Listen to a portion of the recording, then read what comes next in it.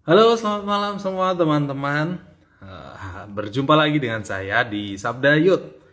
Nah, puji Tuhan, malam hari ini sudah episode keempat. Senang sekali aku nih sudah nyampe ke episode keempat. Oke, sekedar informasi untuk kalian yang belum tahu apa itu Sabda Yud. Sabda Yud adalah acara ngobrol bareng. Nanti akan ada teman-temanku yang menemaniku untuk ngobrol bareng karena visi Sabda Yud ini adalah obrolin atau visi Sabda Yud sendiri adalah mempersiapkan anak-anak muda gitu untuk menjadi pelayan Allah atau untuk mengerti panggilannya sesuai dengan panggilan Allah. Nah, nanti kita akan ngobrolin kehidupan anak muda, tema-tema seputar anak muda, dan kita lihat dari sudut pandang Alkitabiah tentunya. Oke, saya nggak sendirian tentunya, nggak asik kalau ngobrol sendirian. Aku akan ditemani beberapa teman-temanku yang mungkin sebagian kita sudah tidak asing tentunya. Nah, aku invite dulu ya. Yang pertama yang sudah menemani kita, temanku ini sudah menemaniku ngobrol. Nah, yang pertama ada Ibu Yulia.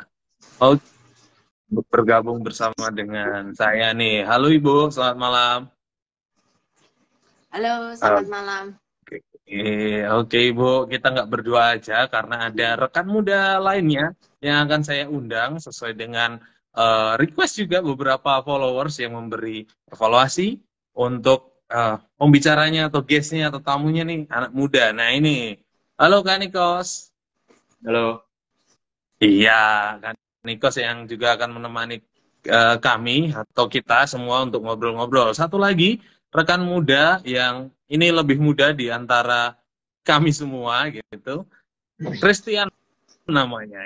Kita tunggu, kita akan invite. Halo Kak Tian. Oh, ternyata Tian sudah gabung. Oke. Tanpa basa-basi, kita akan mulai topik obrolan kita, tapi sebelumnya jelas kita akan berdoa terlebih dahulu. Silakan Kak Nikos untuk memimpin kita dalam doa. Oke, mari teman-teman semua kita satu dalam doa. Sebelum kita memulai Sabda malam hari ini, mari kita berdoa. Selamat malam Tuhan Yesus, kami kembali datang padamu di acara Sabda malam hari ini. Kami akan membicarakan berempat dan juga teman-teman yang ikut live Sabda malam hari ini tentang quarter life crisis. Dan kami mohon pimpinanmu dari awal sampai nanti akhir yang boleh membincangkan quarter life crisis ini sesuai dengan prinsip firman Tuhan. Terima kasih Tuhan, Engkau menyertai kami semua. Dalam namamu kami sudah berdoa. Amin. Amin. Oke, thank you Ibu Kak Nikos. Tadi sudah juga di-spill dalam doanya. Di dalam doa disebutkan bahwa kita akan obrolin tentang quarter life crisis. Itu tema kita malam hari ini. Jadi teman-teman, kita akan obrolin quarter life crisis. Mungkin dari antara kita semua yang nonton malam hari ini sudah tahu apa itu quarter life crisis, pengertiannya. Tapi kalaupun belum tahu, kita mau bahas terlebih dahulu dari yang mendasar dulu. Apa sih quarter life crisis itu?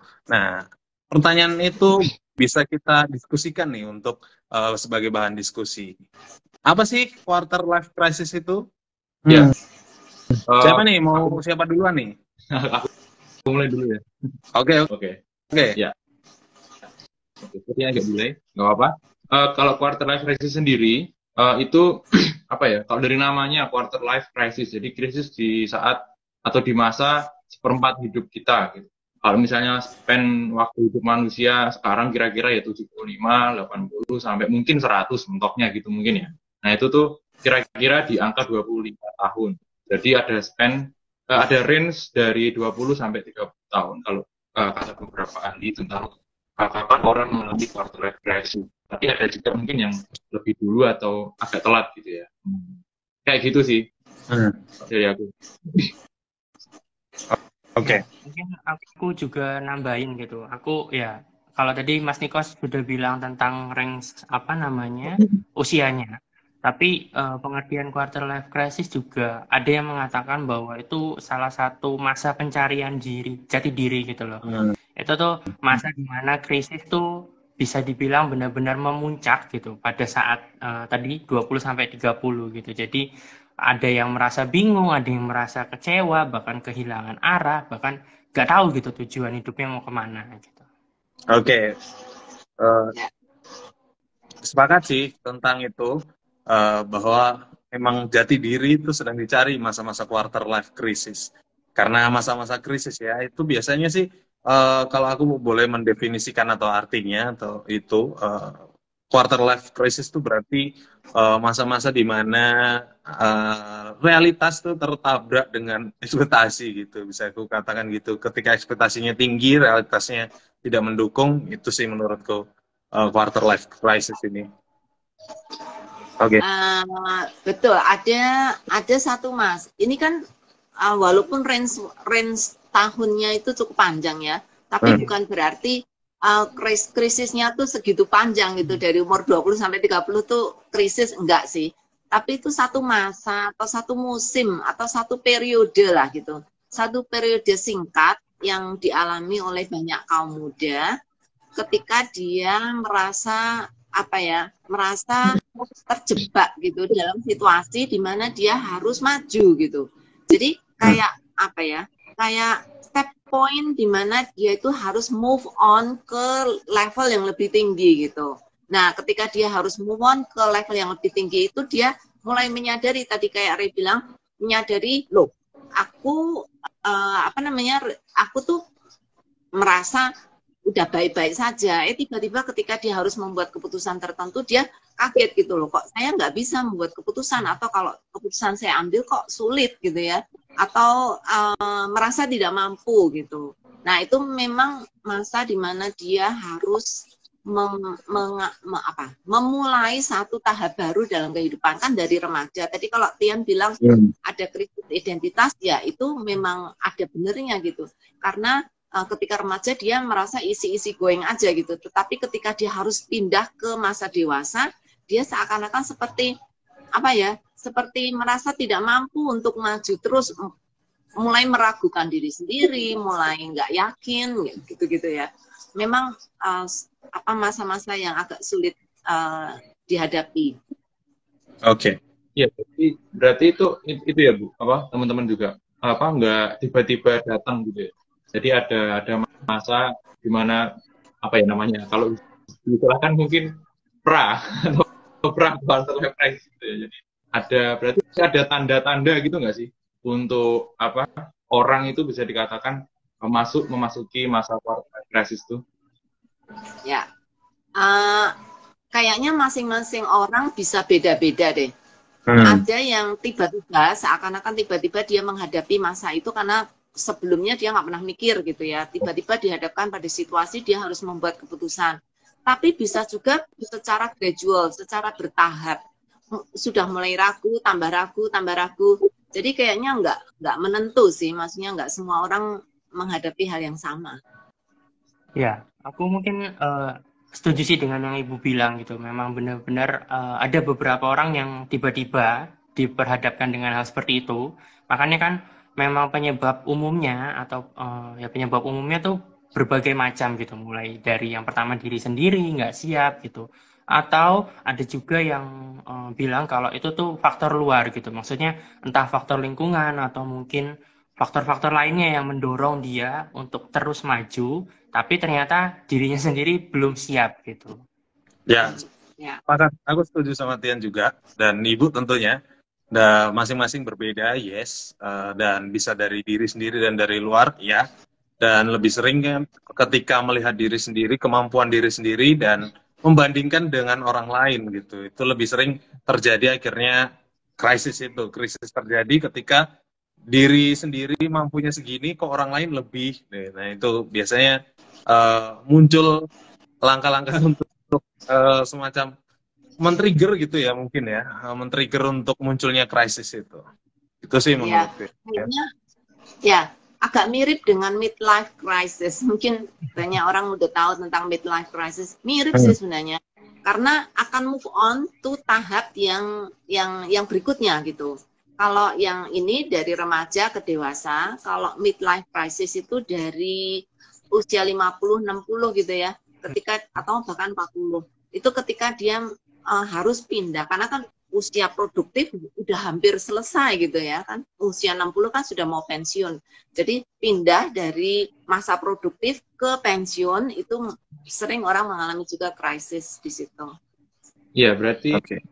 ini ya teman-teman, apa namanya, ada rasa atau ada beberapa apa ya, ciri-ciri lah istilahnya kayak gitu ya. Ketika seseorang itu menghadapi quarter life crisis atau mengalami quarter life crisis, kayak misalnya insecurity atau rasa nggak aman ya gitu kan, tadi dibilangnya ada apa namanya, satu ketidakpastian yang coba dihadapi, yang mana itu mungkin ada yang tiba-tiba, mungkin ada yang gradual, tiba-tiba datang aja, atau secara gradually kita bisa dipersiapkan. Tapi ada juga yang namanya keraguan, lalu juga tadi kalau Ray sempat mention terkait kekecewaan, kalau ekspektasinya itu tidak terpenuhi. Jadi ada beberapa faktor, bahkan mungkin sampai relasi dan keuangan gitu ya. Maksudnya yang mempengaruhi sehingga kita itu ada krisis. Transisi dari masa remaja tadi ke yang masa dewasa gitu. Gitu nggak sih? Ya. Ya. Oke. Ya, ini menarik sih, Mas. Maksudnya memang benar-benar itu tuh apa ya? Tadi kalau aku lihat di komentar kan ada yang tanya, emang apa istimewanya sih gitu kan? Ini Ibu Deborah gitu kan.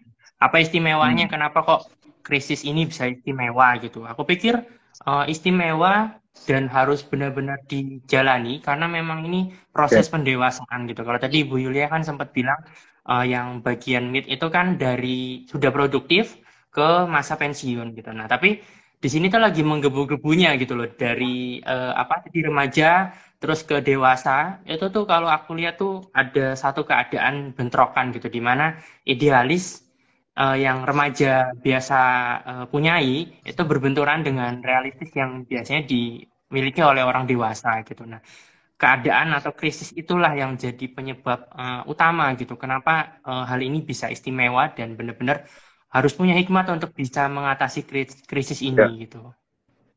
Ya, betul. Walaupun krisis ini seringkali tidak enak, bahkan painful, bahkan menyakitkan, tapi ini satu masa di mana kita itu melihatnya sebagai opportunity gitu ya, sebagai kesempatan untuk maju ke next life gitu, atau pertumbuhan ke berikutnya. Jadi aku pikir istimewa sih, kalau kita nggak melewati masa ini dengan baik, kemungkinan kedepannya juga akan bermasalah gitu. Ya. Nyambung ke situ bahwa ini bagian dari fase kehidupan juga untuk semakin maju ke depannya.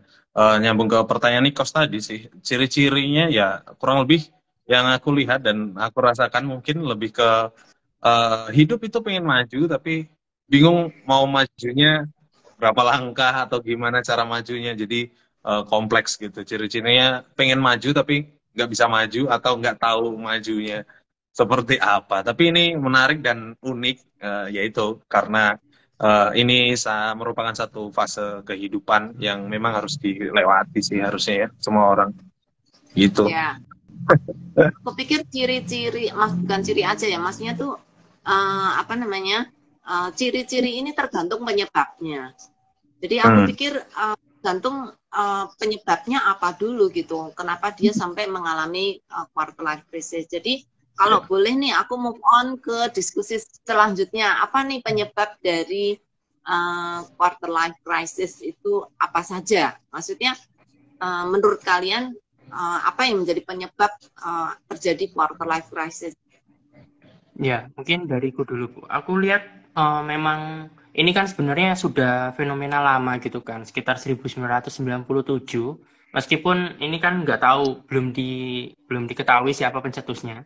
Tapi memang jadi fenomena sampai saat ini tuh lebih booming itu karena sosial media, Bu. Yeah. Ini kan memang konsepnya kan memang flexing dan lebih ke membanding-bandingkan diri dengan yang lain gitu, entah pencapaiannya, tadi kan Mas Niko sempat bilang, entah ke keuangannya atau karir dan lain sebagainya. Nah itu yang mungkin aku bisa jawab penyebab dari terjadinya quarter life crisis tuh faktor-faktor itu, apalagi sekarang yaitu didukung dengan sosmed dan juga makin gampang orang untuk flexing gitu kan dan lain sebagainya. Ya, kalau zaman aku belum ada medsos tuh, Tian. Iya, jadi lebih susah kan Bu membanding-bandingkannya. Tapi tetap ada sih quarter life crisis. Aku juga ngalami juga gitu. Tapi memang penyebabnya beda gitu. Kalau tadi Tian bilang itu karena medsos gitu ya, banyak orang pamer gitu kan di medsos, status medsosnya itu jadi men-trigger kita gitu untuk merasa insecure gitu, untuk merasa ya sulit gitu ya. Kalau zaman aku belum ada medsos, tahu nggak apa yang menyebabkan krisis itu? Seringkali karena orang tua. Wah. Ekspektasi orang tua beda dengan ekspektasi kita gitu ya. Bahkan zaman dulu itu kalau milih jurusan kuliah pun itu orang tua yang milihin gitu. Kalau anaknya seneng nggak seneng ya pokoknya masuk. Makanya pada zaman aku itu setelah kita semuanya wisuda, itu kayak merasa di salah jurusan gitu loh. Itu banyak banget teman-teman aku tuh merasa salah jurusan sehingga waktu udah wisuda, udah selesai tuh ngapain nih? Jadi bingung. Ya, sepakat sih perkara itu ya. Perkara tuntutan orang tua kayaknya sampai sekarang pun masih relate. Gak tahu teman-teman. Kalau secara pribadi aku masih relate juga sih karena orang tua juga turut berusaha mengarahkan meskipun mungkin paksaannya berbeda dengan zaman dulu ya. Tapi salah satu hal yang membuat krisis ini membuat atau men-trigger juga penyebab juga ya tuntutan baik itu orang tua atau hal-hal lain mungkin orang lain pasangan mungkin juga menuntut ya itulah. Nah Nikos nih mau nambahin. Kalau dari aku sih ada satu aspek mungkin ya Bu, maksudnya satu aspek yang jadi penyebab kenapa kita mengalami krisis gitu. Kalau dari saya sendiri mungkin ini juga relate dengan teman-teman yang mungkin introvert atau mengalami problem dalam hal relasi misalnya. Nah itu kan juga sebuah ketika beralih dari yang namanya masa remaja gitu ya. Mungkin waktu itu bisa diem kayak di kelas diem nggak terlalu aktif itu masih oke. Tapi ketika masuk ke jenjang yang lebih tinggi ke perkuliahan nanti ke yang lebih tinggi lagi ke masyarakat kan mau tidak mau juga harus terlibat, harus berelasi dengan orang-orangnya. Itu tuh juga yang bikin mungkin ya teman-teman juga ngalami, mungkin bisa komen juga teman-teman yang ikut live ini terkait aspek relasi juga. Jadi dari situ ada aspek-aspek turunannya kayak komunikasi, lalu juga bagaimana kita bisa berrelasi dengan orang dan sebagainya sih. Jadi itu juga menurutku itu juga satu krisis yang dialami dalam masa quarter life ini. Iya, aku mungkin nambahin juga salah satu, aku baru keingetan juga. Salah satu aspeknya mungkin yang lagi in saat ini tuh memang kita sebagai terutama milenial itu sebagai generasi sandwich gitu. Kalau mungkin beberapa teman-teman pernah dengar kan generasi sandwich itu bahkan bukan hanya sandwich tapi double sandwich dan bla bla bla gitu ya. Itu jadi salah satu juga yang menambah parah dari krisis seperempat baya ini gitu. Ngelihat kalau kita bukan hanya memikirkan diri sendiri, bahkan ingin berkembang pun kita harus memikirkan diri dan juga memikirkan yang di atas kita, misalkan ada tanggungan orang tua, atau mungkin yang di bawah kita, itu mungkin kalau kita sudah menikah, itu kita punya anak gitu. Makanya ada satu fenomena juga, dan yang unik tuh memang angka pernikahan tuh umurnya tuh semakin mundur gitu. Bahkan dulu mungkin umur 20, 25 itu masih bisa untuk menikah gitu. Tapi sekarang bahkan 30, 35 tuh masih mikir lebih lagi. Nah itu mungkin yang jadi, aku sempat kepikiran itu sih. Jadi salah satu faktornya. Iya. Silakan, Ray dulu. Nggak, lanjut Ibu. Oke. Ini ada komentar nih dari teman-teman yang ada di rumah nih. Tadi wong koyong ini kok dibanding-banding ini kayaknya kutipan lagu si itu ya si Farel namanya. Iya si Farel. Nah ini ada pertanyaan nih dari Jessica. Apa semua orang pada masa mudanya pasti akan mengalami quarter life crisis? Gimana? Ada yang mau boleh jawab ini? Ya, boleh saya. Oke. Kalau melihat fakta ya mungkin ini aku nggak bicara data ya karena yang kulihat mungkin sejauh mata memandang aja lah. Sepertinya quarter life crisis ini dialami oleh semua orang sih, karena punya tuntutan masing-masing ya. Mungkin kadarnya berbeda atau tekanannya berbeda, tapi krisisnya kemungkinan menurutku sih dialami semua orang. Gimana Ya, menurut teman-teman yang lain? aku pernah tuh punya temen tuh nggak ngalamin quarter life crisis karena orangnya easy going banget gitu ya. Jadi dia nggak terlalu care sama kehidupan, apalagi orang tuanya cukup mapan gitu. Jadi kayaknya nggak ada kekhawatiran. Jadi tergantung situasi juga ya, latar belakang orang itu, lingkungan, terutama tuntutan lingkungan itu apa gitu. Kalau lingkungan nggak terlalu menuntut, dia mungkin ya oke-oke aja gitu. Jadi seringkali ada faktor dari dalam, ada juga faktor dari luar.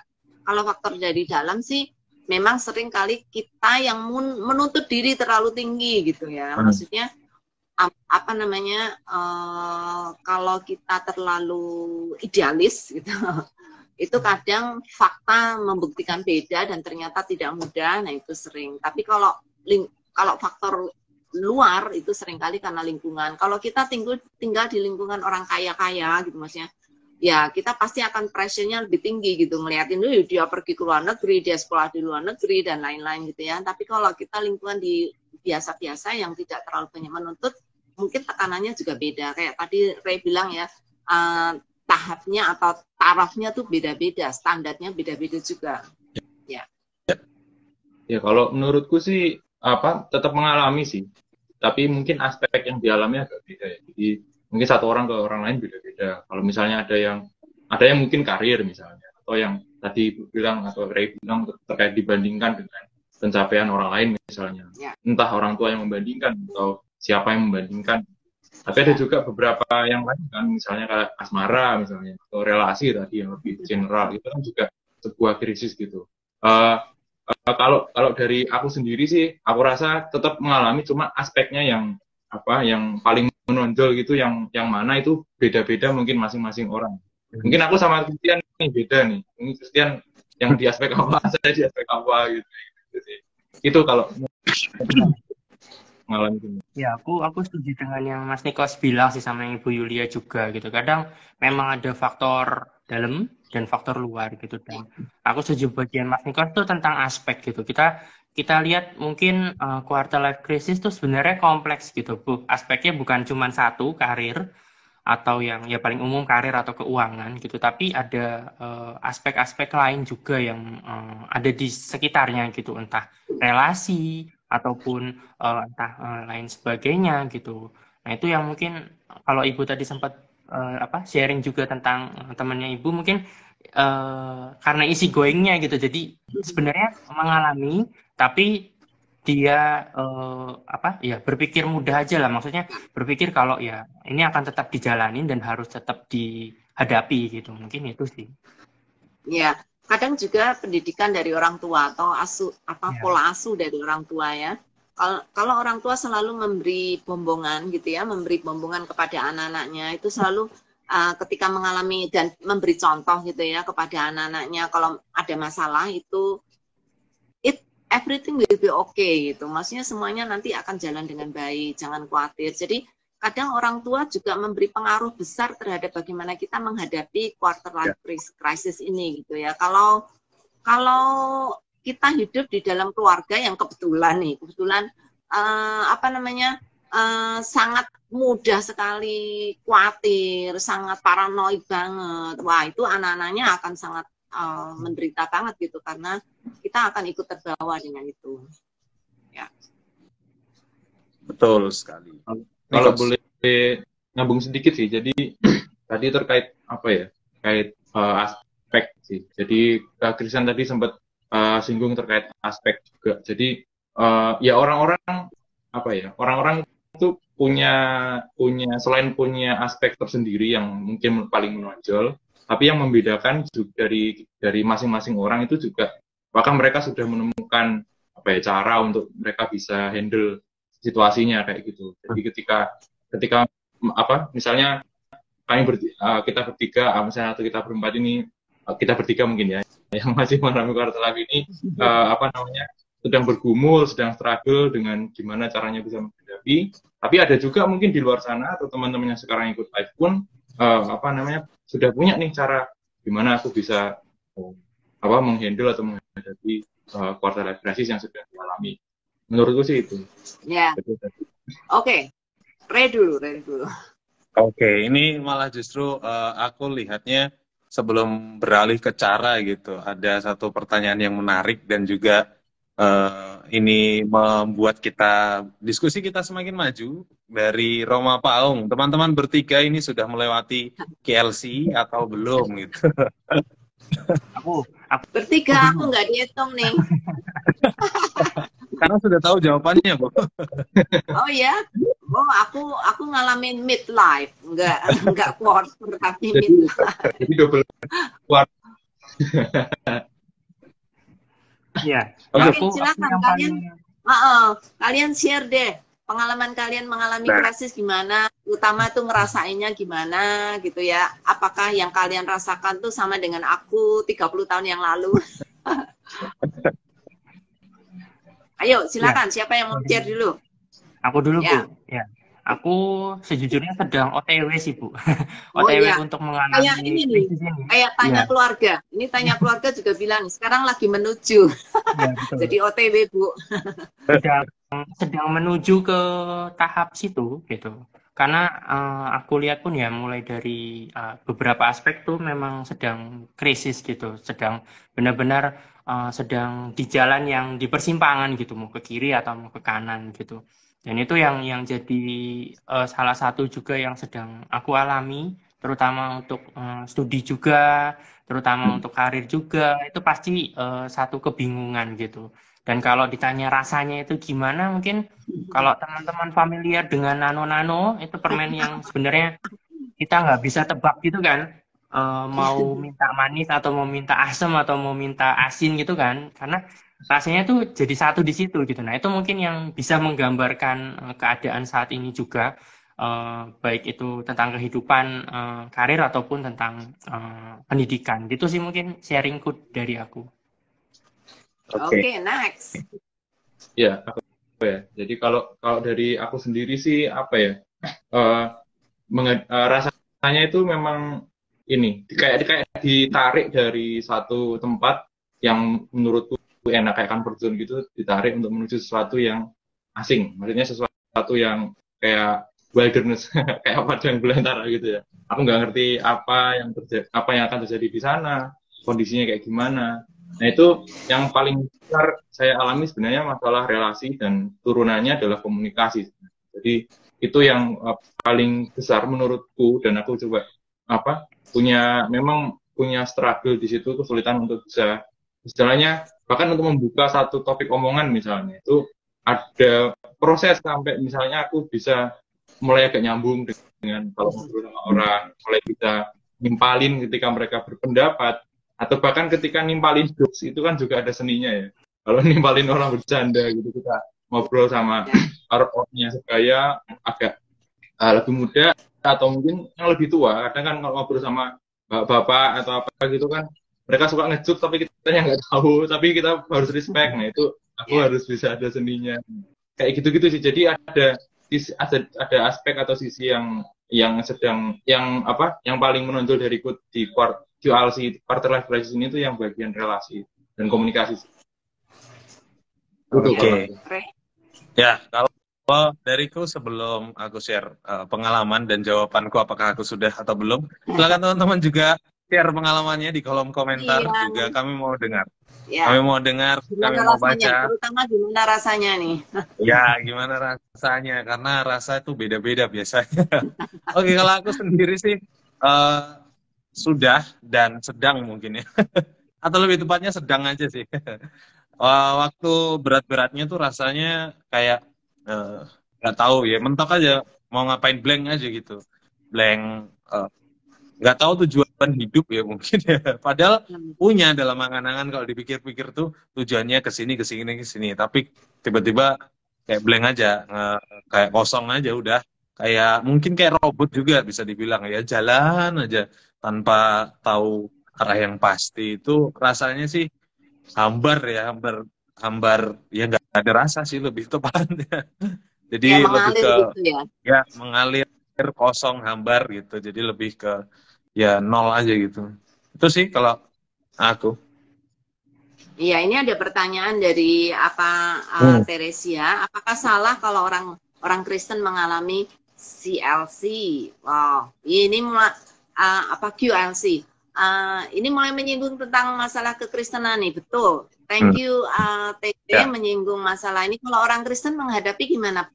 Penyebabnya kemungkinan sama ya, di banyak hal sama. Tapi ada satu mungkin yang membedakan ketika kita menghadapi masa depan.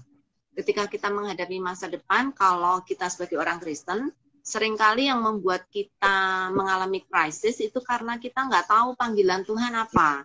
Tuhan merencanakan hidup saya untuk apa gitu. Jadi kita mencoba mencari tahu kehendak Tuhan bagi hidup kita secara pribadi. Nah itu yang sangat membedakan antara orang Kristen dan tidak Kristen. Ketika kita mulai menentukan arah hidup kita kemana. Karena sebagai orang Kristen kita tahu hidup kita bukan milik kita lagi. Hidup kita adalah untuk Kristus. Nah, Tuhan ingin saya apa? Seringkali kita bingung ya. Nanti jangan-jangan saya milih ini salah. Jangan-jangan milih ini salah. Terus kalau pengen seperti itu kok aku nggak punya talenta di situ gitu. Melihat orang lain, wah itu kok pelayannya hebat, dia sangat menyenangkan Tuhan. Tapi kok aku nggak punya talenta di situ. Jadi bingung gitu ya. Itu sih mungkin Tere. Jadi orang Kristen juga pasti bahkan mungkin lebih berat menurut saya sebagai orang Kristen karena dibatasi ya bahwa kita sebagai orang Kristen hidup untuk apa? Untuk Tuhan. Nah itu yang akan sangat membedakan. Nah, ini ada pertanyaan dari Kak Rode. Bagaimana caranya melewati cepat melewati masa krisis? Jangan cepat-cepat Rode. Ada waktunya, ya enggak? Proses, teman-teman gimana nih? Lebih cepat lebih baik atau gimana? Lebih slow lebih baik atau gimana? Oke, silakan Ray. Oke, kalau dariku sih nggak usah terburu-buru ya. Terkadang menikmati itu lebih nikmat memang. Slow nikmati setiap prosesnya itu dijalani. Gitu ya. Ya, itu jauh lebih banyak pengalaman juga, banyak pengetahuan baru juga ketika menikmati semua sesuai dengan waktunya daripada harus pakai jalan instan. Nah terkait orang Kristen tadi Bu, apakah mengalami KLC? Ada pertanyaan juga tadi dari Samuel. Di Alkitab apakah ada contohnya tokoh yang mengalami KLC? Gimana nih teman-teman? Ketian mau jawab nih. Ya, mungkin aku menanggapi yang tadi bagian awal itu yang Ibu Yulia. Aku sempat keinget juga tentang yang ayat Alkitab yang dari Filipi 4 ayat 11 gitu. Meskipun ini kan ditulis sama Paulus, tapi meskipun dia sedang tidak mengalami quarter life crisis gitu, tapi dari situ aku juga belajar sebenarnya tentang bagaimana belajar untuk mencukupkan diri dalam segala keadaan gitu. Nah, itu yang mungkin jadi pegangan juga perbedaan dari orang Kristen dan mungkin di luar dari yang mengetahui Kristen itu menurutku itu sih. Dan kalau tadi ditanya ada tokoh Alkitab, aku sempat kepikiran tentang yang Timotius itu, Bu. Aku meskipun sebenarnya mungkin nanti Ibu bisa koreksi ya, meskipun aku belum tahu lebih lanjut juga sih tentang usianya ketika dia dipercayakan Paulus untuk benar-benar terjun langsung di gereja gitu, dan bahkan sampai dia pun mengatakan gitu kalau Paulus pun bilang gitu kalau jangan sampai ada yang merendahkanmu karena kamu muda, bukan berarti karena kamu muda terus kamu nggak bisa atau nunggu tua dulu baru Tuhan Tuhan pakai, tapi justru ketika engkau muda itulah kekuatanmu, kepintaranmu, atau mungkin segala hal yang sudah Tuhan percayakan kepadamu tuh Tuhan pakai lagi untuk kemuliaan Tuhan gitu. Mungkin itu dariku sih, Bu. Ya, Timotius mungkin mengalami ya, walaupun mungkin usianya ketika dia ditunjuk oleh Paulus untuk menjadi pengganti dia di jemaat di Efesus, mungkin usia dia sekitar 35-an. Sekitar 35-an itu. Tapi untuk usia itu dan harus menangani satu jemaat itu termasuk muda. Maksudnya biasanya yang memimpin jemaat tuh mungkin sekitar 40-an ke atas gitu. Tapi dia sebelum usia 40 dia sudah ditunjuk untuk menjadi pengganti Paulus merawat jemaat di Efesus. Jadi ya cukup kentara sih karena Paulus memberikan dia banyak dorongan gitu ya. Banyak dorongan. Maka itu pentingnya. Itu tadi ini Rode gimana caranya cepat harus punya teman-teman yang baik. Ya. Ya, ini ada tambahan dari Kak Tanya keluarga. Dia bilang ada beberapa contoh nih di Alkitab, ada Yusuf, ada Daniel, ada Daud, Timotius tadi juga sudah sebut. Ya mungkin kalau Musa gimana? Musa itu kan juga gitu ya, maksudnya dia lahir sebagai keturunan orang Ibrani, ada di Mesir, tapi dia diedukasi, dididik oleh putri Firaun ya, berarti dididik oleh bangsa Mesir sehingga dia pintar dan sebagainya. Tapi ketika dia menghadapi satu momen di mana dia melihat bangsanya disiksa dan ditindas kayak gitu, akhirnya dia melakukan tindakan yang untuk membela bangsanya sampai dia akhirnya lari pergi gitu ke padang gurun dan akhirnya jadi gembala. Lalu juga ketika dia ketika Tuhan mau pakai si Musa ini untuk membebaskan bangsa pilihan Tuhan dari tanah Mesir, itu kan juga sebenarnya mengalami krisis ya, maksudnya itu kan juga pergumulan yang sangat berat, itu juga sedang dialami oleh Musa. Ya mungkin usianya nggak muda-muda banget, tapi kalau misalnya kita mau ukurnya pakai quarter itu kan seperempat, kalau Musa itu kan hidupnya kan cukup lama ya, sebenarnya kan nggak kayak kita sekarang. Jadi mungkin pada waktu itu dia juga masih quarter. Mungkin ya, aku gitu sih. Ya, Musa pada saat itu umur sekitar 45, sebelum 50 lah. Ketika dipanggil Tuhan, itu Musa sudah dalam zona nyaman, tinggal di Midian, sudah hidup baik sebagai gembala gitu ya. Tiba-tiba diminta Tuhan untuk jadi pembebas bagi bangsanya. Wah, bangsa Israel. Ya, itu satu krisis. Tapi midlife atau quarter life crisis dengan menghadapi masalah itu beda ya. Kalau quarter life crisis itu biasanya untuk satu periode untuk pindah dari satu stage of life ke state of life yang berikutnya gitu. Jadi ya ada unsur itu sih, maksudnya Musa ada unsur itu karena dia akan pindah dari satu profesi yang sudah dia nyaman pindah ke tuntutan yang berbeda gitu ya. Ya, bisa juga gitu, bisa juga. Ya. Ini ada pertanyaan juga nih, apakah quarter life bisa dialami oleh anak kecil? Bisa, Bu, tapi itu nggak normal. Nggak normal. Anak kecil itu biasanya karena orang tua, tuntutan orang tua terlalu tinggi itu membuat anak stres gitu ya, dan depresi. Ya, oke, berikutnya. Silahkan teman-teman.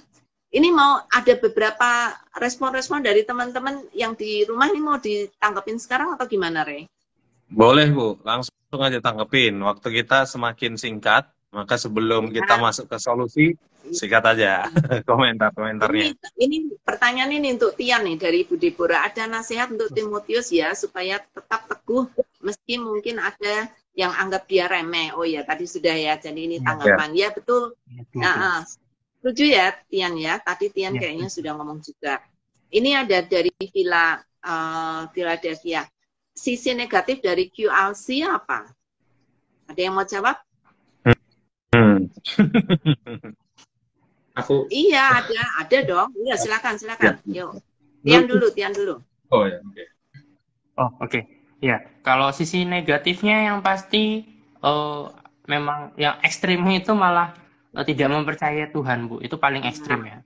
Tapi ada beberapa ya, karena maksudnya ketika dia mengalami krisis, dia tidak menemukan jawabannya, baik itu karena dirinya sendiri atau mungkin dia cari di lingkungannya ternyata nggak ada jawabannya, sudah berdoa dan lain sebagainya nggak ada jawabannya. Itu yang paling ekstrim banget ya gitu loh. Cuman yang paling umum biasanya itu ya kurang kurang percaya lagi gitu, bahkan kecenderungan untuk mengandalkan diri sendiri. Nah ini yang makanya aku sempat bilang juga memang perlu proses gitu, apalagi dari remaja ke dewasa tuh benar-benar berat gitu. Mungkin itu sih sisi negatifnya salah satunya. Ya, tadi Nikos. Ya mungkin tambahannya itu bisa bikin depresi ya. Dan depresi yang Ya. berkepanjangan mungkin juga apa namanya nggak baik juga untuk orang ada di dalamnya berlama-lama di dalam depresi itu, sehingga kemungkinan ya bisa lead to suicidal dan beberapa tindakan-tindakan yang merugikan diri juga. Jadi kalau sisi negatifnya sih mungkin bisa itu. Jadi ya ada sisi itu kayak depresi, lalu juga Kristen tadi bilang malah bahkan sampai akhirnya menjauh dari Tuhan dan nggak percaya Tuhan lagi, ngandelin diri sendiri, itu kan juga ego juga karena punya ini Kita hanya marah sama Tuhan ya. Ya malah bahasa Jawanya mutung. Mutung. Ya, nyambung ke pernyataan teman-teman semua itu bahwa akibatnya sih lebih ke bisa salah jalan sih. Makanya nyambung ke pertanyaan Villa selanjutnya, KLC ini bisa dikatakan dosa nggak? Kalau KLC-nya nggak berdosa, tapi efeknya bisa jadi membuat kita berdosa karena bisa salah jalan, bisa salah ambil jalan juga, memilih untuk seperti Tian bilang tadi, mengandalkan kekuatan sendiri, akhirnya menggeser Tuhan juga, dalam tanda petik menggeser Tuhan, meskipun Tuhan nggak bisa digeser, tapi hal-hal itu yang membuat akhirnya berdosa. Dampak dari KLC, dampak negatif inilah yang bisa membuat berdosa sih. Itu sih kalau menurutku. Ya, sebenarnya justru lebih banyak sisi positifnya menurut saya daripada sisi negatifnya gitu ya. Nah, oke. Mungkin sudah cukup untuk menjawab pertanyaan-pertanyaan teman-teman gitu ya. Ya. Oke. Ya, oke Bu. Mungkin kita lanjut ke bagian yang paling nggak terakhir juga sih. Mungkin ke bagian solusi. Kita sudah berdiskusi, pasti harus ada solusinya juga. Jadi kalau aku tadi lihat kan memang kebanyakan anak muda sebenarnya mengalami quarter life crisis gitu kan. Dan meskipun nggak semua yang tadi sempat Ibu Yula bilang gitu. Nah, sekarang gimana cara kita mengatasinya gitu. Mungkin ini bisa sharing secara pribadi atau mungkin nanti tentang pengetahuan teman-teman. Boleh sharing juga di kolom komentar cara mengatasinya itu seperti apa. Mungkin bisa dimulai dari Kare ya, monggo. Ya, kalau dariku sih berdasarkan pengalamanku waktu mengalami masa-masa terpuruk gitu, solusi yang kuambil adalah melepaskan sejenak beban-beban yang ada, tentu untuk benar-benar menikmati rest dulu lah, istirahat dulu, karena hidup juga butuh istirahat gitu. Kalau terlalu banyak beban pasti berat, jadi tinggalkan dulu sementara untuk duduk diam di kaki Tuhan. Kalau aku dulu sih waktu mengalami masa itu, aku ambil doa puasa sih, datang kepada Tuhan, habis itu baru melangkah gitu. Jadi bukan ditinggalkan terus dilupakan, ya itu malah gak selesai juga masalahnya. Tapi setelah berdoa, berpuasa dan siap untuk menjalaninya, baru siap untuk jalan lagi gitu. Itu sih kalau dariku solusi. Ya. Sebelum Nikos sebentar. Teman-teman di rumah kalau punya solusi sharekan dong. Ya, oke. Ya, ini Bu Deborah bilang perlu QLC biar bakoh, biar kuat maksudnya. Kak Roma juga bilangnya terbuka. Oh ya, berarti jadi terbuka ya. Oke, kalau dari aku sendiri, sebenarnya tadi kan aku juga sharing kalau yang paling menonjol itu dariku adalah terkait problem relasi ya.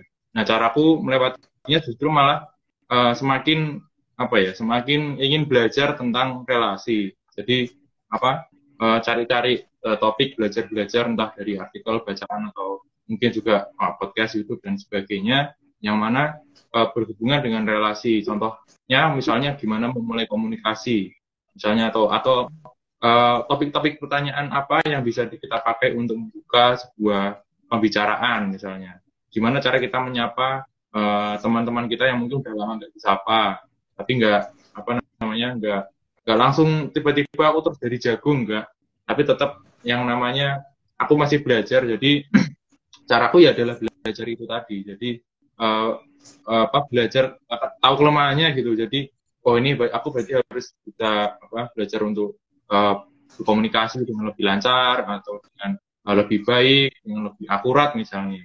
Nah itu yang jadi caraku. Jadi mungkin agak beda kayak Ray kan tadi rest ya, sabat misalnya istilah kayak gitu. Jadi tapi kalau saya malah lebih terpacu untuk belajar gitu sih. Jadi bahkan untuk bisa share di depan kayak gini kan ini juga hasil belajar cukup lama. Betul. Itu sih yang aku.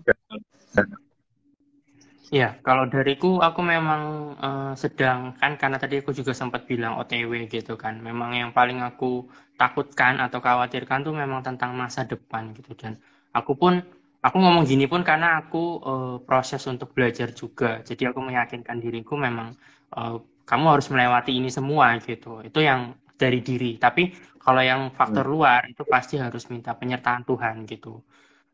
Dan hikmat yang dari Tuhan yang pasti. Dan mungkin dariku lagi, aku harus mungkin bisa lebih menata waktu, merencanakan jauh-jauh hari, baik apa yang diinginkan atau lebih ke apa yang dibutuhkan sih. Itu sih Bu kalau dariku. Ya, kalau aku lebih memberi nasihat ya, karena saya sudah melewati masa itu gitu.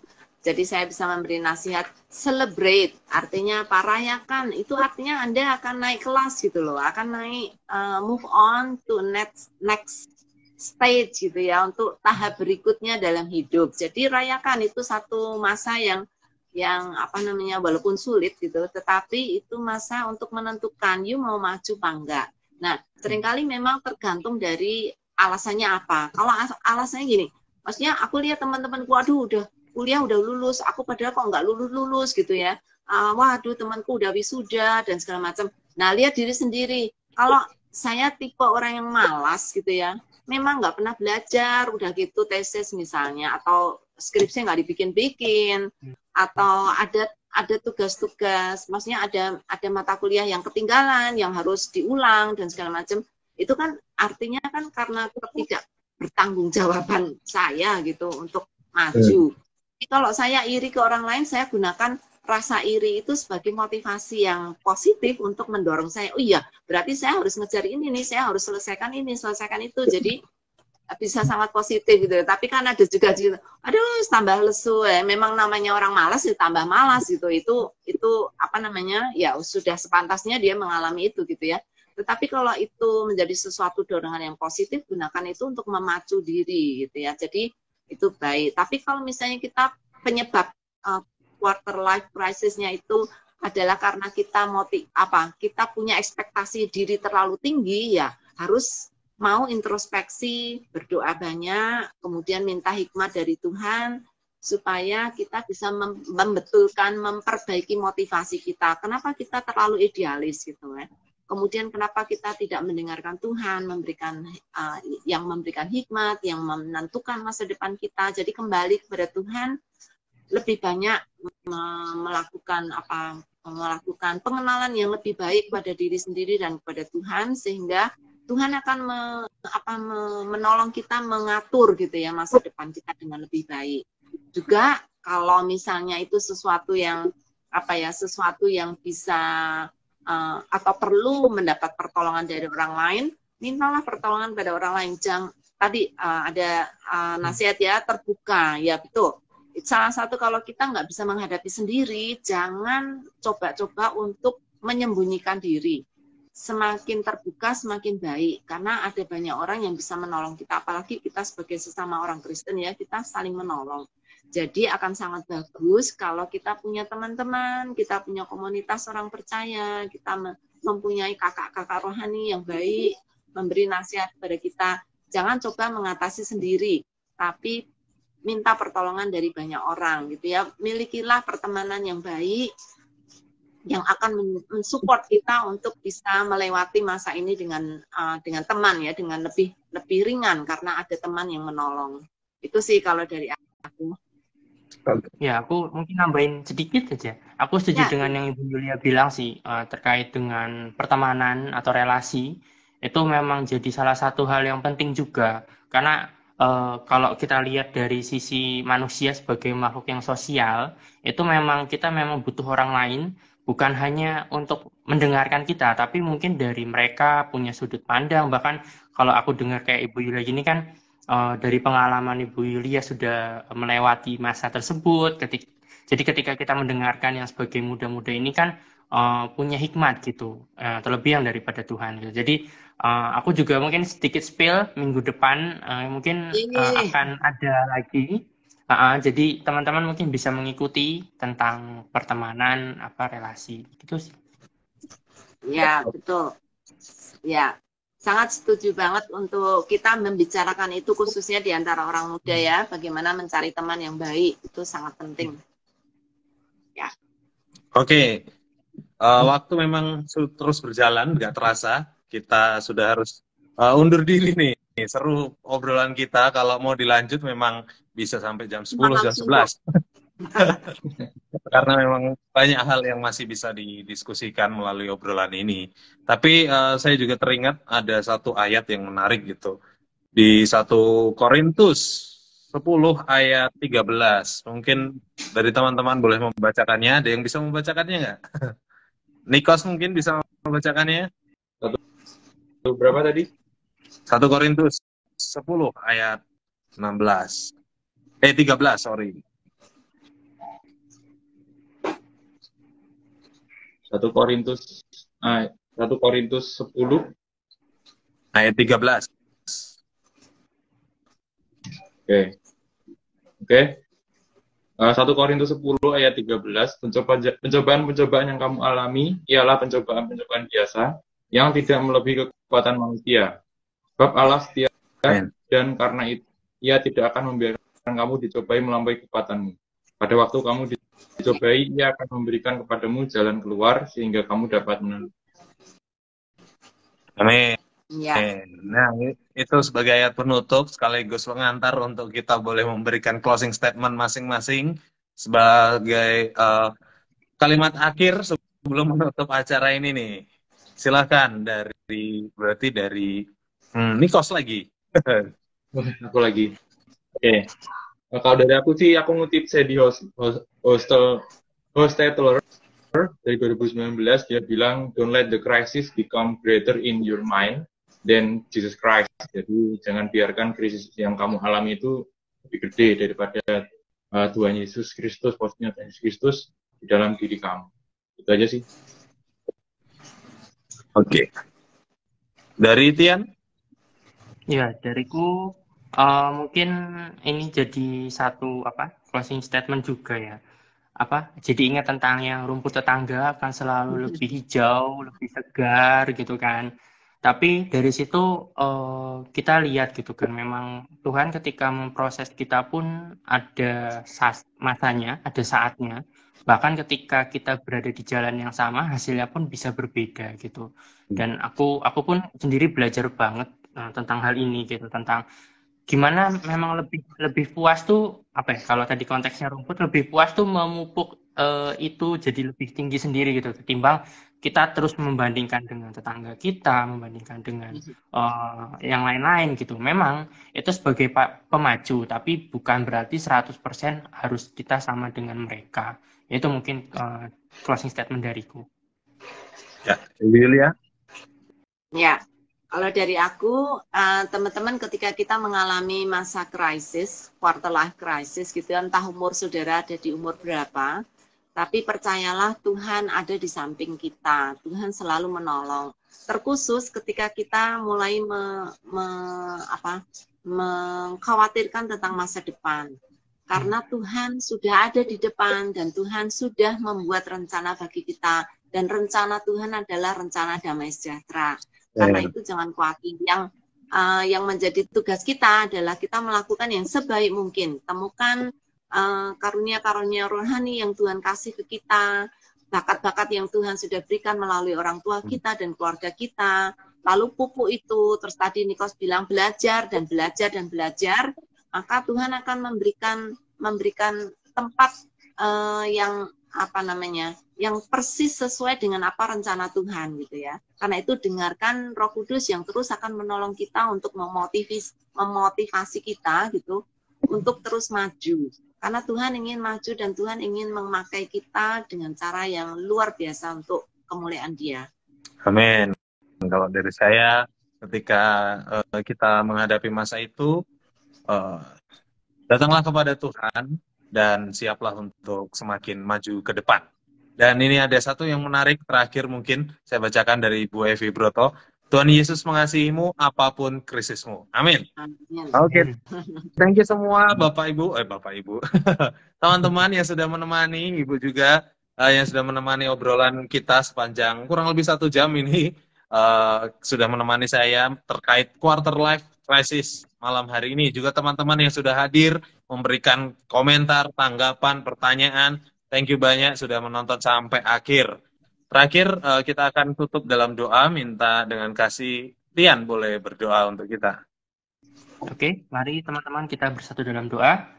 Tuhan, terima kasih kami mengucap syukur untuk malam hari ini, untuk Sabda Youth yang boleh berjalan dengan baik, dan juga kiranya bukan hanya kami berempat yang belajar, tetapi juga teman-teman yang mendengarkan live ini juga bisa sama-sama belajar terkait dengan quarter life crisis yang mungkin sedang atau mungkin sudah dialami. Kiranya Engkau beri hikmat kepada setiap kami untuk kami dapat melewati semua krisis yang ada. Beri kami kekuatan, beri kami iman, beri kami kesanggupan untuk dapat melewati semua krisis yang boleh terjadi dalam kehidupan kami, agar kami dapat terus bertumbuh, berbuah di dalam-Mu. Terima kasih Tuhan, kami ini menyerahkan juga mungkin untuk minggu depan Sabda Youth terkait dengan friendship juga, kiranya kami dapat mendapatkan banyak berkat dari Sabda Youth ini. Terima kasih, kami sudah berdoa dan mengucap syukur. Haleluya, amin. Amin. Thank you. Sampai jumpa minggu depan. Ibu Tian Nikos. Thank you. Ya. Thank you. Bye-bye.